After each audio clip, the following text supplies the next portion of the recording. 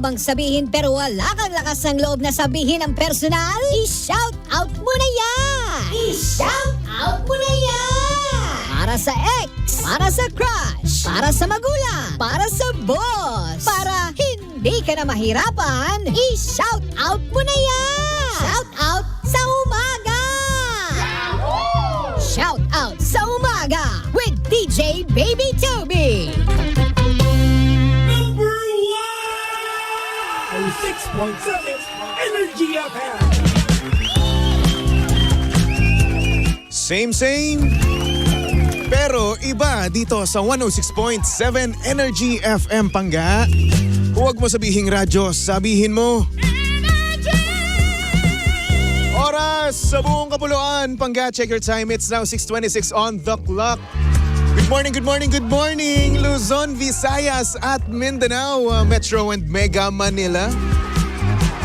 Yan at syempre good morning din sa mga pangga nating kasalukuyang kumakain na ng kanilang agahan. Hello po sa inyong lahat. At syempre sa mga nagagandahan natin dyan, tindera sa palengke, hello po. Ate, ano ba, di mo pang binibigyan ng tilapia mo? Patikim naman. Gaano ba kasarap ang hasang ng tilapia mo? Oy, good morning po sa mga pangga natin dyan sa palengke ha. Hello po sa inyong lahat. Naway maganda ang inyong gising at naway positive news kagad ang inyong nararamdaman, no? At sa mga bad trip naman, umaga pa lang, no? Ay nako, hindi pa huli ang lahat, no? Nagsisimula pa lang ang ating umaga. May tsansa pa yan na bumute, di ba? Umayos at maging good vibes, di ba? Malay mo lang naman, no? Makapulot ka ng 1,000 habang bumabiyahe ka. O saan ka makakita nun? Di ka pa ba mag-good vibes nun, no?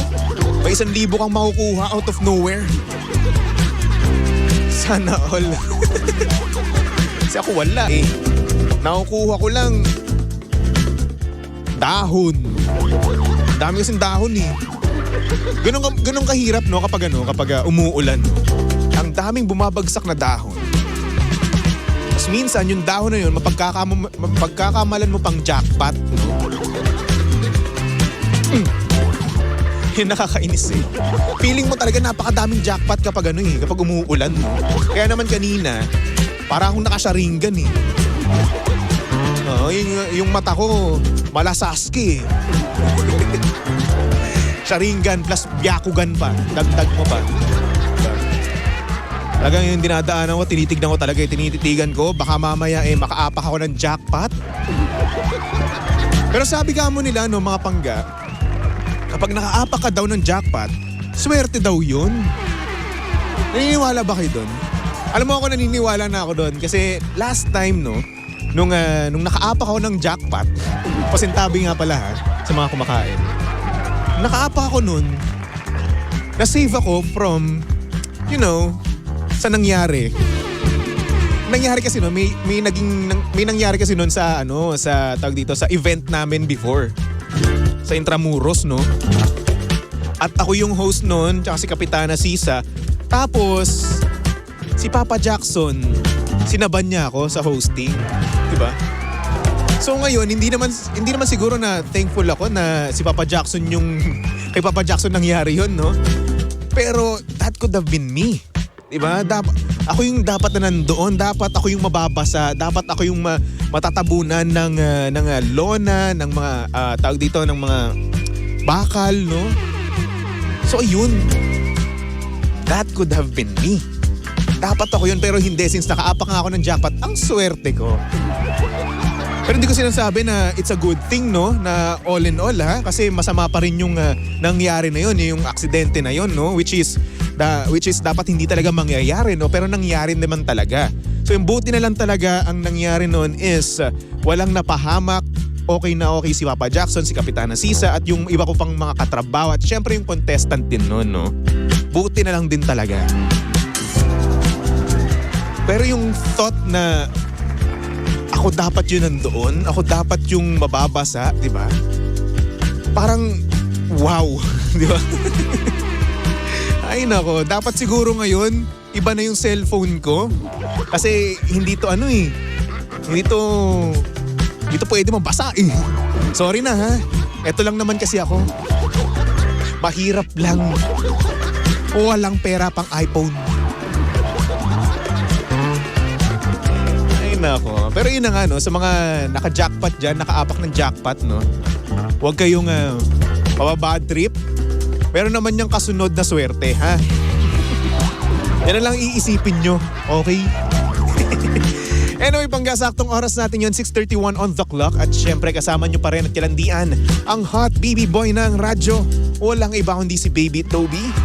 At syempre bago tayo magsimula no, sa ating programa, binabati ko muna ang aking napakabait na pamangkin. Ayan, si Emmanuel Mikhail. Hello sa'yo, Kale. And of course, good morning din kay Star and Sky. Wow. Ganda naman ng pangalan. Star and Sky. Ito nga pala yung anak ng aking magiting at napakabait na teacher nung high school. Di ba? Star and Sky. Wow. Parang ganda nun, no? Kapag naging anak mo, no? Sky. Sky. Pag ba ako nagkaroon ng anak na lalaki, gusto kong pangalan, Dwayne Bartholomew Allen. Dwayne bakit? Kasi Dwayne Wade, kasi favorite NBA player ko yun. Bartholomew Allen kasi siya si Flash. Yung kasi tunay na pangalan ni Flash no? Bartholomew Allen. Tapos naging Barry Allen palaya. Wala kang bakit ba? Trip ko yun eh. Para in the future, ready na ako. Tapos kapag naman babae, ano ba pag babae? Parang gusto ko may Margaret eh.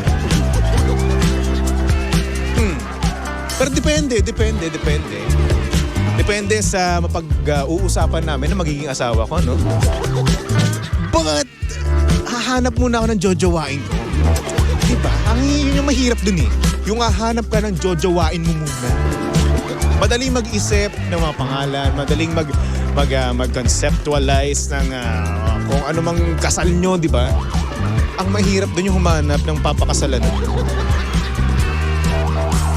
Kaya naman shoutout sa mga pangga natin dyan na ikakasal. Hello po sa inyong lahat. Sana all. Pero huy, sa mga hindi pa, sa mga single pa rin dyan, aba, kilos-kilos na ha. Hindi na tayo bumabata. Matanda na tayo. Pero alam nyo, actually nung Sunday, no? Sunday ba yun o Monday? Tinanong ko yung nanay ko. Sabi ko, Nay, paano kung hindi na po ako mag-asawa? Alam nyo ba sagot sa akin ng nanay ko? Mas okay. Ayaw akong pangawalan ng nanay ko. Nay, masyado nyo naman ako love ha. Ay nako. Sabi ni Mami Merly Mayo, wow, may name na agad. Hindi naman. Ano lang yun, hinulaan ko lang. Nagkamap lang ako ngayon. Pero kasi utak ko ay mabilis, di ba? Ganyan kami mga matalino. Kapag matalino kasi, nakakaisip ka kagad, di ba? Kaya pag di bopols. Anyway, binabati ko muna nga pala ang Carjack Mommies Friday Team Hope. Yan at syempre Carjack Team Puyaters _18 Global. At syempre si Mami Victoria Gloto. Ayan, maraming salamat po. Nagbigay sila sa akin ng breakfast. Oh. Thank you so much po. I feel the love. I felt it. Like it was, a coffee. That palpitates your heart.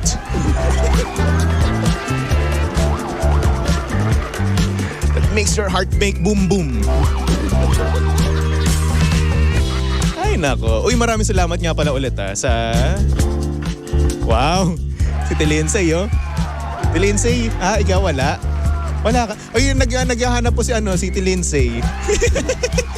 Oo, send nyo lang daw po sa akin yung GCash. Tapos bibilang ko si Tilensay ng tawag dito, tig-pipisong pandesal. Oh, okay. Ano, titingin ka na naman. Maraming salamat ulit Carjack Mami sa Friday, Team Hope. Carjack Team Puyaters _18 Global. And kay Mami Victoria Gloto. Ayan. Maraming salamat po sa inyo. Actually sila naabutan ko sila dito, no? Oo, kanina. Kasi kahapon kasi, kagabi pala, pinanood nila si Papa Jackson. Oo. Tapos pagkaalis ko dito, andito pa sila noon. Tapos pagkabalik ko dito, pagkapasok ko, andito pa rin sila. Dito daw sila nagka-camp at ito daw yung kanilang kondo. Anyway, tara na. Simulan na natin ang shoutout sa umaga. I-shout out mo na yan! Number 1, 06.7 Energy FM. Good morning, Luzon, Visayas at Mindanao. Metro and Vega, Manila. Hindi po ako galit. Opo. Gusto ko lang po sumigaw. Sabi ni Mami Rosie Lopez, 2 pesos na ang pandesal. 2 na ngayon ang pandesal? Ba naman yan? Ang mahal na. Buti pa yung pandesal, nagmamahal. Pero yung taong gusto ko, hindi. Taong gusto ko, hanggang sin zone lang ako.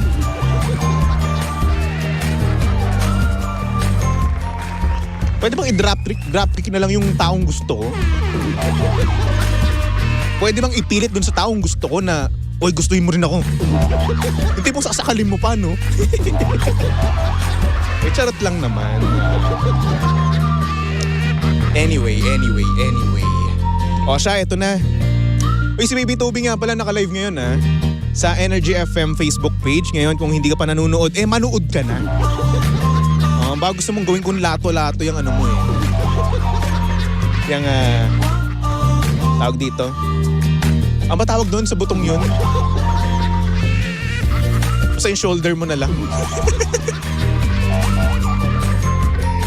Ay, sabi ni Mami Rosie Lopez, hanap ka na kasi ng mamahalin mo. May nahanap na ako kaso nga lang ayun. Wala rin. X din ako, Brad.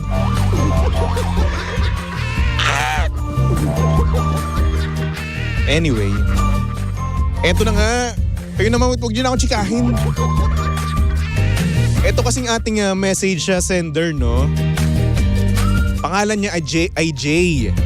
Ang sabi niya dito, good morning, Boss Toby. Naglakas loob akong i-open to.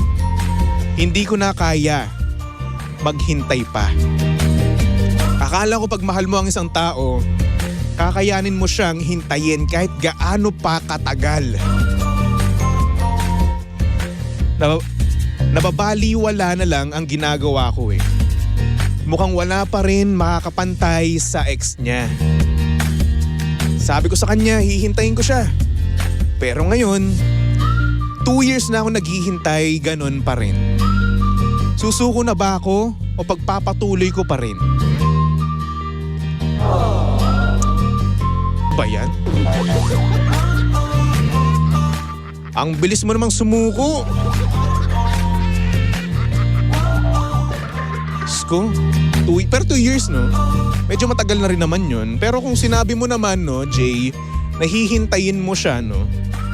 At kung hindi naman niya pinush na hintayin mo siya, bakit ka nagre-reklamo ngayon? Diba? Alam mo ito Jay, para sa isang lalaki, kung mahal mo talaga yung lalaki, yung lalaki tuloy. Yung babae na yan. Kung mahal mo talaga yung babae na yan, hihintayin mo siya di ba? 2 years, wala yan. Kung gustong gusto mo talaga siya, no?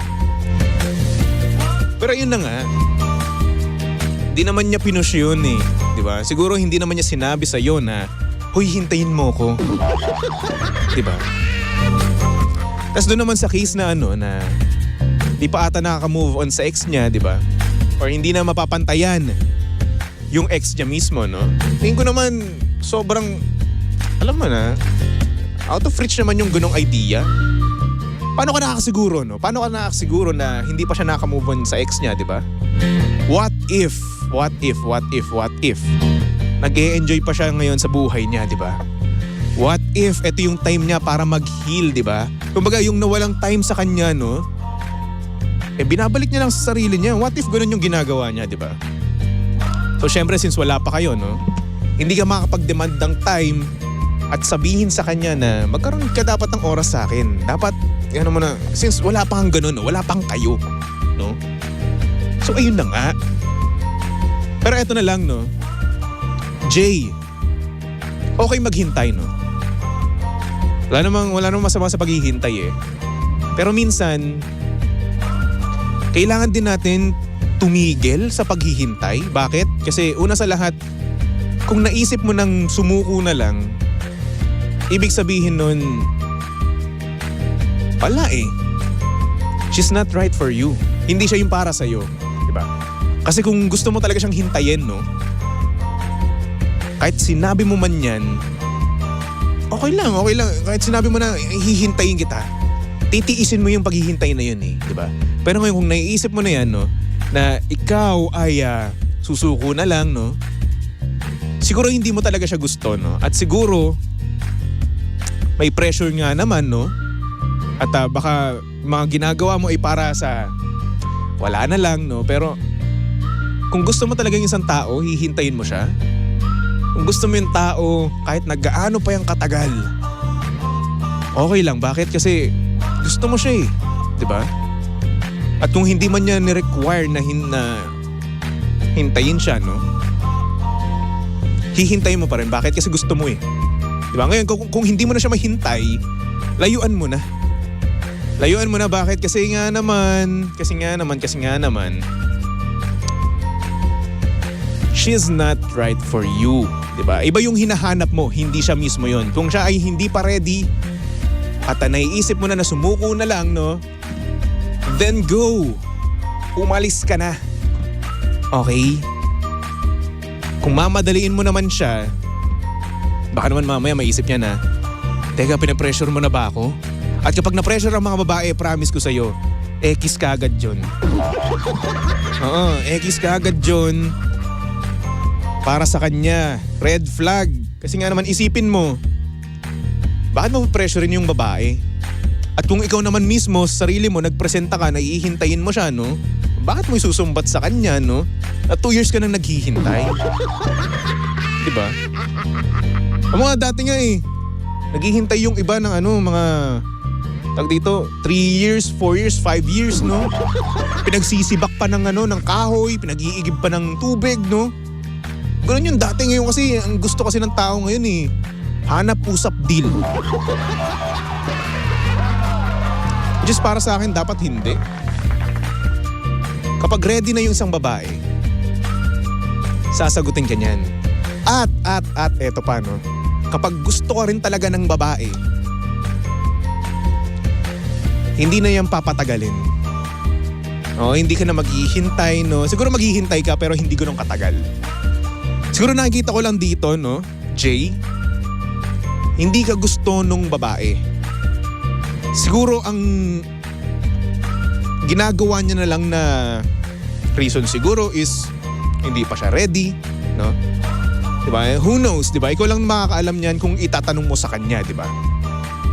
Pero yun na nga, siguro nga, hindi ka ganun kagusto ng babae. Diba? Kasi kapag ang babae naman gustong-gusto ko naman niya, halata mo naman yun eh, no? Halata mo naman yun. Siyempre, nag-e-effort sa'yo yung babae. Ayan. Kasi hindi naman siguro mahal, no? Hindi naman siguro love agad, no? But eventually, mapupunta rin naman yan doon, no? Kung ako sa'yo, Jay, learn when to give up. And learn when to wait more, no? Ngayon, timbangin mo kung kaya mo ba bang maghintay for another years or hindi na. Ngayon, kapag lumamang pa rin yung hindi na, no? Layuan mo na lang siya. Umalis ka na lang at humanap ka na lang ng iba. Ganun lang naman yun. Dami ka pa dyan mahahanap, no, Jay? Alam mo, may kakilala ako dito, single. Baka gusto mo. Oo. Meron kami dito sa SOCMED, single. Sabihin mo lang, chat mo lang ako, ipapakilala ko siya sa'yo, na?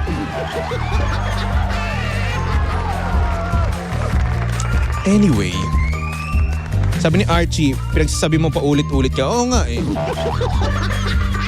Sinasabi ko sa kanya, pinapamukha ko sa kanya na okay lang na mag-wait, pero okay lang din naman na sumuko. Okay? Ay nako. O siya. Pero kung ikaw naman, no? Kung ikaw naman ay, alam mo na, passionate ka talaga sa kanya, gustong-gusto mo talaga siya, din maghintay ka, bahala ka. Trip mo yan eh. Pero basta wag ka lang dadating sa sa punto na sasabihin mo sa kanya yung mga bagay na ganyan na hinihintay mo siya or hindi naman kaya sinusumbat mo sa kanya yung mga bagay-bagay na ginagawa mo. Lalong-lalo na yung effort mo. And I'm telling you guys, sa mga lalaki dyan, red flag yan sa mga babae.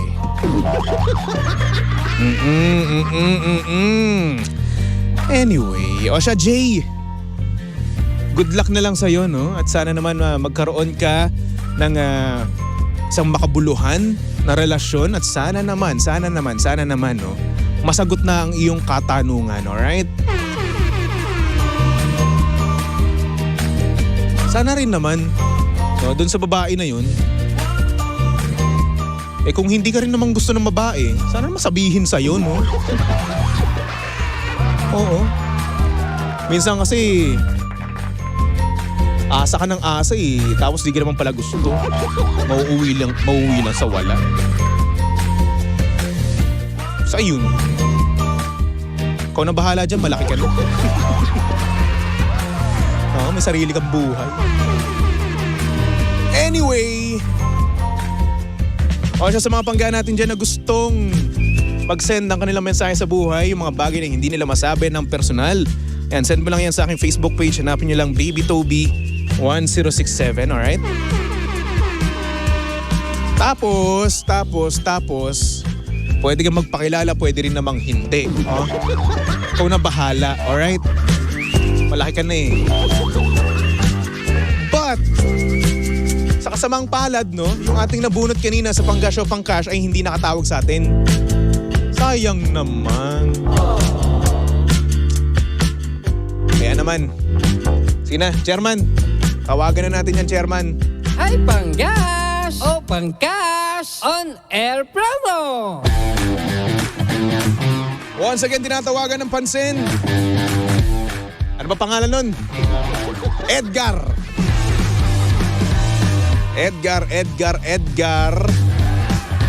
Parokya ni Edgar. Sagutin mo ang aming tawag dahil pag sinagot mo to, 200 pesos ang makukuha mo. Ngayon, kapag hindi mo to nakuha, no? Ay, naku, akin na to. Sayang naman 200, di ba? Pangkapi mo na rin yun. Oo. Ang bili mo ng MX3 Coffee Mix. Shoutout nga pala sa MX3 ah.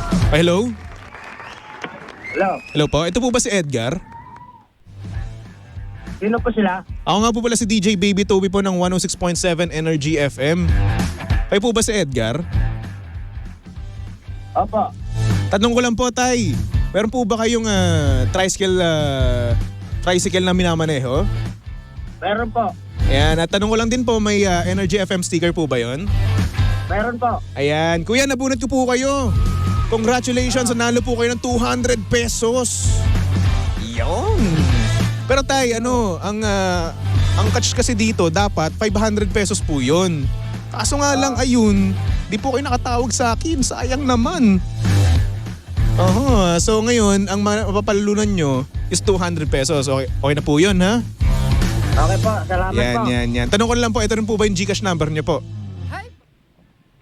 Gcash number po? Apo, ito rin po ba yun? Opo. Yan, sige po, isend ko na lang po yung inyong 200 pesos maya-maya lamang. Okay po ba yun? Okay po, salamat po. Yan, maraming salamat po kuya. Ride safe, ha? Thank you po. Yan, ingat po kayo. Salamat. Parang ang angas ni Kuya kanina. Hello, sino to? Parang naghahanap ng away, no? Anyway, congratulations Kuya Edgar, no? At i-send ko yung 200 pesos mo. Sayang. Akin na sana yun. Ay, nako. Anyway, for our next song, here's a song from parokya ni Edgar. O, tamang-tama kay Kuya Edgar na nanalo. Titled Sayang, only here at your number 106.7 Energy FM Pangga. Huwag mo sabihing radyo, sabihin mo.